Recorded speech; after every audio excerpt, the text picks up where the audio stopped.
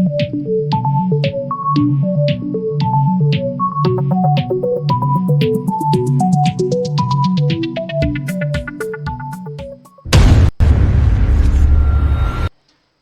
selamat datang dalam channel Bidadari. Selamat bergabung dalam sesi pembahasan tentang semiotika dari konsepnya Charles Saunders Peirce. Kalau sebelumnya saya sudah membahas semiotika secara umum, baik itu mengenalkan Peirce maupun Saussure. Kali ini kita akan berfokus pada konsep pemikiran Peirce. Oke, seperti biasa. Silakan subscribe bagi yang belum subscribe, centang tanda loncengnya. Terima kasih. Baik, kita mulai pada pembahasan materi. Ya, Charles Saunders Peirce adalah seorang filsuf Amerika. Beliau adalah salah satu dari dua tokoh semiotika terkemuka selain Ferdinand de Saussure tentunya. Oke, pemikiran Peirce tentu saja seperti halnya kebanyakan filsuf Amerika yang bercorak pragmatis. Nah, semiotikanya Saunders Peirce juga bercorak pragmatis. Jadi, menurut Peirce, semiotika itu didasarkan pada penalaran, pada fungsi logika. Ya, karena logika mempelajari bagaimana orang menggunakan nalar, sedangkan penalaran dilakukan melalui tanda. Disitulah semiotika berfungsi. Melalui tanda-tanda ini yang memungkinkan orang berpikir atau menggunakan nalar sekaligus berhubungan dengan orang lain, berkomunikasi dengan orang lain, saling memberi makna pada apa yang ditampilkan oleh alam sekitar maupun sesuatu yang dikonstruksi oleh masyarakat. Gitu. Tanda-tanda tadi. Gitu. Baik tanda alamiah maupun tanda-tanda yang sengaja dibuat oleh masyarakat. Disitulah semiotikanya Peirce berjalan, digunakan. Ya, prinsip dasarnya adalah penggunaan logika ya, melalui tanda. Termasuk bagaimana membaca tanda itu sendiri. Gitu. Nah, tanda termasuk pemaknaannya adalah sebuah proses kognitif yang Peirce sebut semiosis. Gitu. Jadi, semiosis merupakan proses pemaknaan dan penafsiran tanda yang dilakukan melalui 3 tahapan. Yang pertama adalah penyerapan aspek representamennya melalui panca indera. Yang kedua, mengaitkan secara spontan representamen tadi atau tanda tadi dengan pengalaman kognisi manusia, pengalaman kognisi individu yang memaknai objek. Ya. Ini yang disebut interpretan. Dan ketika itu yang objeknya. Yang ketiga memaknai atau menafsirkan objek sesuai dengan keinginan. Nah, ini yang disebut interpretan. Ya, jadi ada 3 tahapan atau yang biasa dikenal model triadik. Yang pertama adalah representamen, yang kedua adalah objeknya, yang ketiga adalah interpretannya. Inilah model semiotika Charles Saunders Peirce yang membedakan dari konsep-konsep pemikiran semiotika dari tokoh-tokoh lainnya.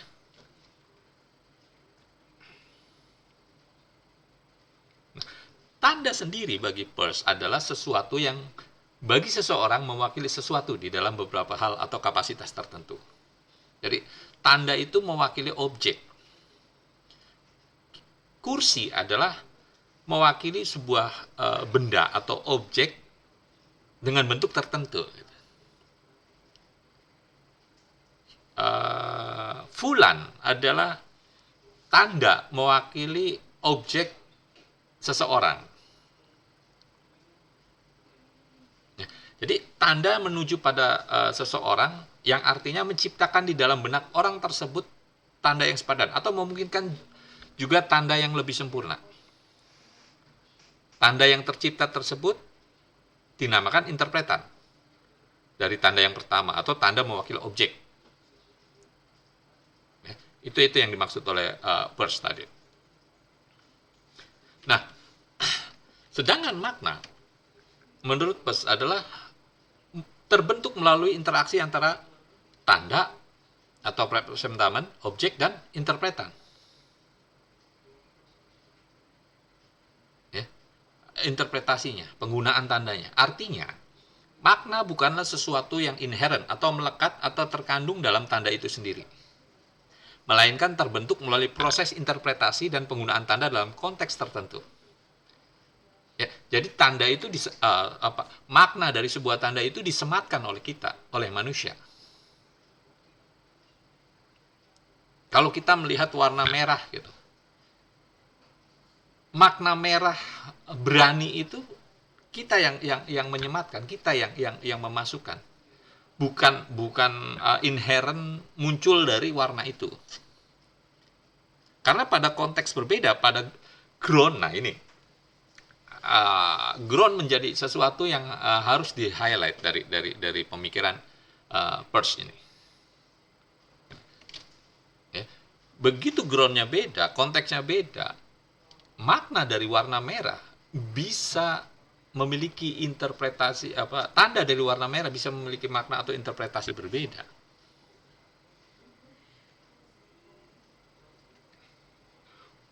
Ya. Kemudian pragmatisme, seperti yang saya highlight di awal. Corak pemikiran Peirce tentu banyak dipengaruhi oleh landscape alam filsafat Amerika di mana Peirce sendiri hadir di sana, hidup tumbuh di sana gitu. Pragmatis gitu. Jadi pentingnya aspek pragmatis dalam semiotika yaitu hubungan antara tanda dan tindakan dilakukan sebagai hasil dari pemahaman atas tanda tadi. Warna merah tadi ya, ketika dimaknai sebagai sebuah keberanian, ini akan menghasilkan tindakan. Warna merah ketika dimaknai sebagai sebuah bahaya umpamanya, itu juga akan menghasilkan sebuah tindakan. Di sinilah pragmatisme yang dimaksudkan Peirce berlaku, berjalan gitu. Peirce menganggap makna hanya dapat ditemukan melalui tindakan atau penggunaan tanda dalam konteks sosial yang relevan. Ingat, warna merah pada bendera itu bisa berarti berani, tapi warna merah pada traffic light itu artinya berhenti. Gitu. Jangan dibalik, jangan salah. Ketika di traffic light menganggap warna merah berani, terobos, bahaya.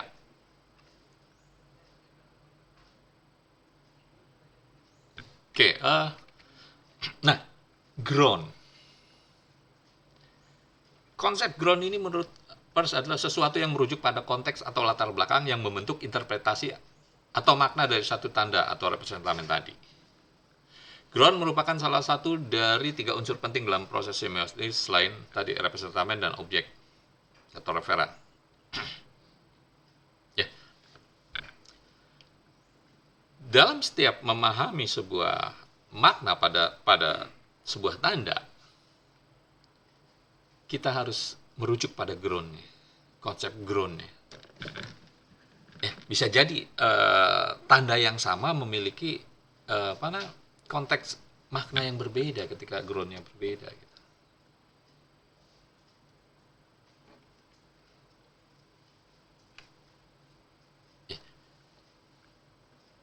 Tanda atau representamen tadi memberikan makna tadi yang saya bilang itu merujuk pada objek dengan konteks atau latar belakang tertentu. Nah, di sini ground mencakup berbagai faktor pembentuk konteks tadi. Ada konvensi budaya, ada nilai-nilai tradisi, ada sejarah, atau bahkan hukum gitu, peraturan. Sinilah pentingnya ground dalam membentuk interpretasi atau menyematkan makna dari sebuah tanda. Nah, ini model segitiga triadiknya Peirce. Representamen, objek, interpretan. 3 hal ini. Oke, kita lihat. Representamen adalah sesuatu yang memenuhi dua syarat. Pertama, bisa dipersepsi, artinya bisa dipersepsi oleh panca indera, bisa dilihat, bisa diraba, bisa dirasakan gitu. Yang kedua, berfungsi sebagai tanda, mewakili sesuatu yang lain. Itu bisa disebut representamen. Kata kursi, kata kunci, kata buku mewakili tanda objek yang dirujuknya. Handphone juga sama. Kacamata, apalah, semua. Kedua adalah objek. Komponen yang diwakili oleh tanda tadi. Objeknya buku, diwakili oleh kata yang namanya buku, atau diwakili oleh foto yang memperlihatkan buku.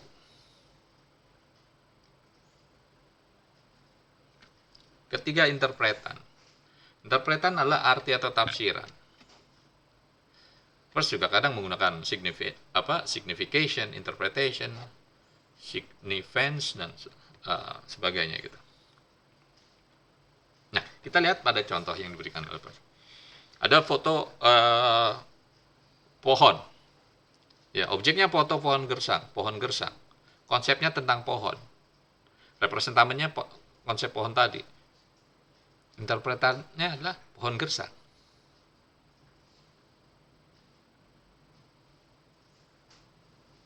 Nah, first kemudian bisa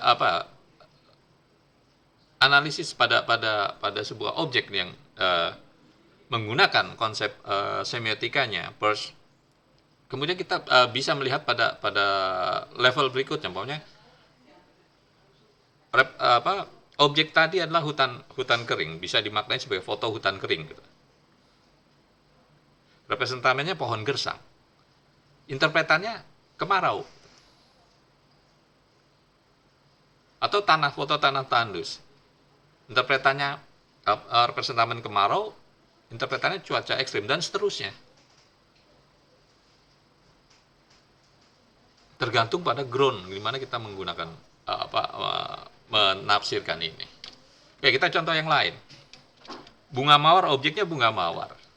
Representamen dari ungkapan perasaan. Interpretannya, maknanya, tanda cinta.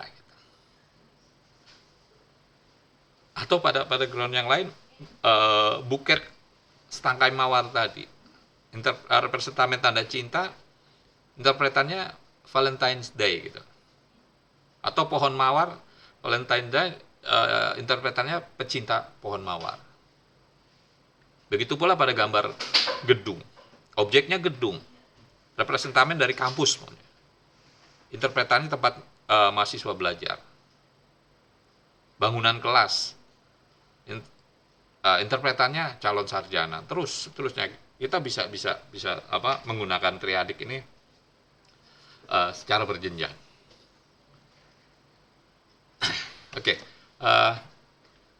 Nah, ini salah satu bentuk matriks pemodelan yang dibuat Peirce, bahwa tadi konsep triadik berupa representamen, objek, dan interpretan memiliki 3 klasifikasi. Ada yang disebut firstness, secondness, dan thirdness. Pada representamen, firstness-nya adalah quasi-sign, secondness-nya adalah sin sign, dan thirdness-nya adalah lagi sign. Pada objek, firstness-nya adalah ikon, secondness-nya adalah index, dan thirdness-nya adalah simbol. Pada interpretan, firstness-nya adalah reme, secondness-nya adalah design, dan thirdness-nya adalah argumen. Quasi-sign itu apa? Quasi-sign adalah tanda yang mewakili karakteristik kualitas atau sensoris dari suatu objek atau pengalaman. Quasi-sign tidak memiliki hubungan semiotik dengan sesuatu yang lain selain dengan dirinya. Umpamanya aroma gitu. Bau kentut mamanya gitu kan. Nah. Atau warna. Nah, memiliki kualitas atau nada suara yang tinggi sebagai representamen dari marah gitu kan. Warna merah representamen dari keberanian dan sebagainya. Kemudian sin sign. Sin sign adalah tanda yang mewakili suatu objek atau pengalaman secara konkret tanpa mewakili objek atau pengalaman yang lebih umum. Dalam hal ini, sin sign tidak mengikuti aturan atau konvensi yang teratur, bersifat unik serta tidak dapat digeneralisasi. Umpamanya, jejak kaki gitu. Nah, ini sin sign dari bahwa orang pernah ke situ gitu. Suara petir. Nah, itu sin sign gitu. Oke, kemudian legi sign. Legi sign adalah tanda yang mewakili satu aturan atau norma atau konvensi yang ditetapkan dalam sebuah sistem masyarakat. Legi sign adalah tanda yang membawa makna karena aturan atau konvensi yang terkait dengannya secara sosial diterima oleh orang-orang dalam satu kelompok. Umpamanya alfabet, angka. Itu kan sesuatu yang diterima oleh masyarakat, atau hukum, peraturan perundang-undangan, tanda-tanda lalu lintas gitu. Itu sesuatu yang bersifat konvensi dan bahkan sudah diatur dalam hukum positif dalam bentuk perundang-undangan. Oke, ikon. Ikon tanda menggambar atau merepresentasikan sesuatu dengan cara menyerupai objek. Foto gitu kan. Foto Pak Jokowi, nah itu ikon Pak Jokowi, patung Jenderal Sudirman itu adalah ikon Jenderal Sudirman gitu. Kemudian indeks. Indeks adalah tanda yang merepresentasikan sesuatu dengan cara yang menghubungkan atau menunjukkan kaitan antara objek dan konsep yang diwakilinya dengan satu fenomena lain yang terkait. Indeks memperlihatkan hubungan semiotik dengan objek yang diwakilinya berdasarkan kaitan sebab akibat. Umpamanya ada asap, indeks dari kebakaran gitu. Ya. Tadi ada petir, indeks mau hujan, ada gerimis, indeks mau hujan, dan sebagainya. Oke, simbol. Simbol adalah tanda yang merepresentasikan sesuatu dengan cara memakai satu konvensi atau aturan yang dibuat secara sosial untuk memberikan makna pada tanda tersebut. Simbol uang atau simbol warna kuning sebagai warna kuning sebagai simbol kematian. Bendera merah putih sebagai simbol negara Republik Indonesia. Garuda burung Garuda sebagai simbol negara. Itu simbol. Sifatnya konvensi berdasarkan kesepakatan pada dari sebuah masyarakat. Oke, yang kemudian pada interpretan, firstness adalah reme. Reme adalah tanda yang merepresentasikan suatu objek atau ide dengan cara menjelaskan sifat atau karakteristik dari objek atau ide tersebut. Reme adalah bagian dari pernyataan atau tanda yang mengandung informasi dasar atau sederhana tentang satu objek atau ide. Contoh, pernyataan sepeda motor berwarna hitam. Sepeda motor objek dan warna hitam adalah reme dari sifat dari objek tadi.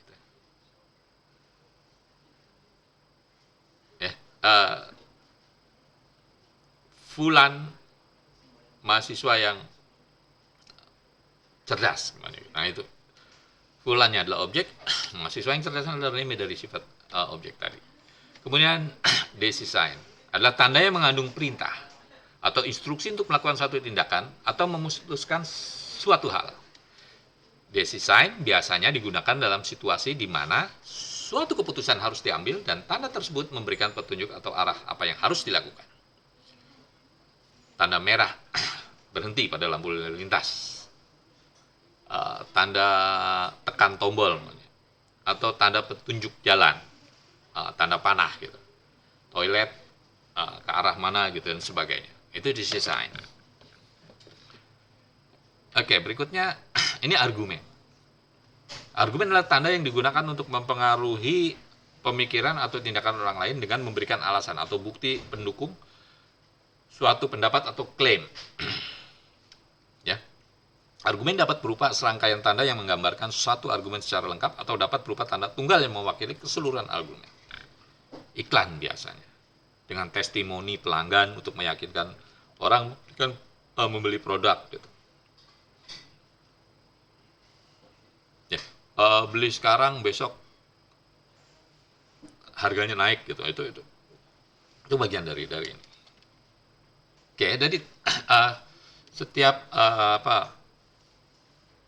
bagian dari triadiknya First tadi, representamen, objek, interpretan, masing-masing memiliki tiga kategori. Ada firstness, secondness, dan thirdness. Oke, kemudian Birch juga memberikan 10 kategori tanda. Ya, yang pertama qualisign. Qualisign tadi sudah saya sebut, saya jelaskan, tanda yang mewakili karakteristik kualitatif. Ya, contohnya aroma, suara gitu. Kalau mencium bau sesuatu, oh gorengan namanya, ikan asin lagi digoreng gitu. Itu qualisign gitu. Tanda ekspresi orang marah melalui intonasi nada yang tinggi pokoknya gitu. Nah, itu qualisign. Oke, yang kedua, iconic sign, merujuk pada representamen yang merupakan tanda atau petunjuk tentang satu objek yang didasarkan pada kesamaan fisik atau visual antara representamen dan objek itu sendiri. Representamen ini tidak mewakili hubungan konvensional dengan objek yang direpresentasikan, tetapi mengandung sifat-sifat ikonik yang mirip atau sebanding dengan objek tersebut. Contoh, foto Presiden Soekarno menunjukkan wajah, rambut, dan pakaian khas yang dianggap sebagai iconic sign dari foto tersebut. Ya, ini merepresentasikan secara visual, tapi tidak ada hubungan konvensional foto tersebut dengan presiden itu gitu. Foto itu hanya memberikan petunjuk atau tanda tentang beliau, tidak memiliki ada konvensi bahwa bentuk seperti ini pasti beliau gitu, nggak kayak gitu.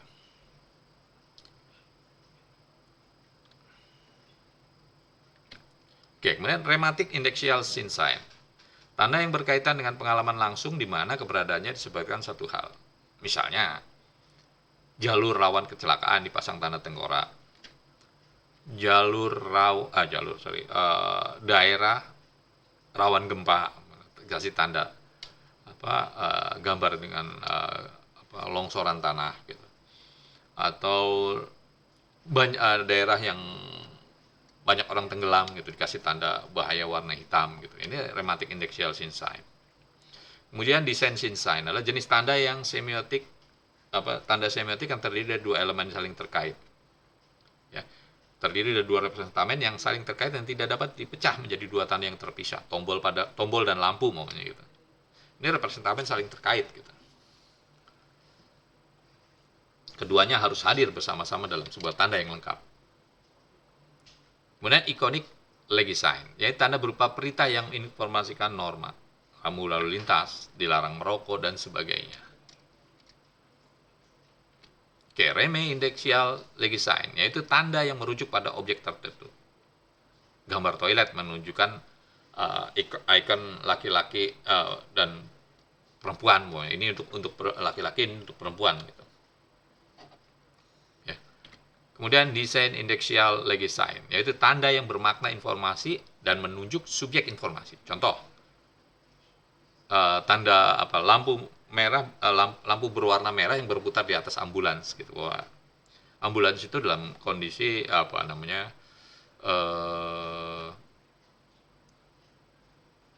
ketersegeraan gitu. Ada orang sakit atau orang yang butuh pertolongan di dalamnya. Kemudian rematik simbol atau simbol reme. Ya, ini tanda yang menunjuk pada keterkaitan dengan objeknya secara umum, terasosiasi dan disepakati. Ya, kalau kita melihat buku, tanda buku gitu, nah kita menyepakatinya bahwa itu buku gitu. Kita menyebut kursi, ya itu kursi gitu. Orang lain pun menyepakatinya bahwa itu kursi, bahwa itu buku gitu. Kemudian desain simbol atau proposition, tanda yang secara langsung menghubungkan antara objek melalui asosiasi dalam otak manusia. Ketika seseorang mengatakan keluar, maka kita langsung keluar dari tempatnya. Itu hubungan langsung. Ada sebuah perintah yang harus dilakukan. Kemudian yang terakhir adalah argumen. Argumen adalah tanda yang merupakan pendapat hasil berpikir seseorang atas sebuah masalah pertimbangan dengan alasan tertentu. Ya. Kalau kita menyebut ruangan ini pengap, maka itu adalah hasil berpikir seseorang bahwa memang ruangan ini atas pertimbangan tertentu pengap, karena pencahayaannya sedikit, tidak ada sirkulasi udara dan sebagainya. Gitu. Nah, itu argumen. Oke? Jadi pada konsep semiotika Charles Saunders Peirce, yang terpenting adalah kita memahami tiga triadik tadi, representamen, objek, dan interpretan, ya. Dan jangan lupa ground, ya, ground atau latar belakang. Ada konteks di mana setiap objek akan menampilkan representamen dan interpretan yang bisa berlainan gitu. Kalau kita salah menempatkan groundnya. Oke? Terima kasih telah mengikuti kuliah daring. Jangan lupa terus tonton kuliah daring, share, dan centang tanda lonceng untuk mendapatkan informasi terbaru dari video-video kuliah daring. Kita berjumpa lagi pada sesi berikutnya dalam pembahasan yang berbeda.